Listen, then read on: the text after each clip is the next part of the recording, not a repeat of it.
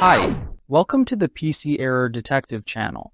In this video, you will learn how to enable all cores in Windows 10, so you can make sure your computer is using its full CPU performance. Step 1. Click on the Windows search bar located at the bottom left of your screen, type msconfig, and select System Configuration from the search results. This tool helps you control how Windows starts and manages hardware resources. Step 2. Once the System Configuration window opens, click on the Boot tab at the top. This section contains startup-related settings that affect how Windows loads. Step 3.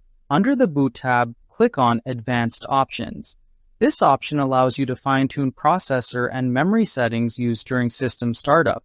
Step 4. In the Advanced Boot Options window, check the box for number of processors. Then open the drop-down and select the maximum number of available processors. This ensures Windows can use all CPU cores instead of limiting performance. Step 5.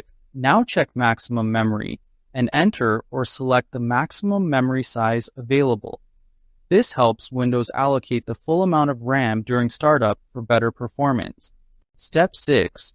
After making these changes, click OK, then click Apply to save the new configuration settings properly.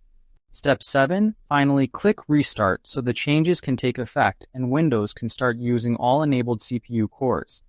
Thanks for watching, and don't forget to subscribe to PC Error Detective for more helpful Windows troubleshooting videos.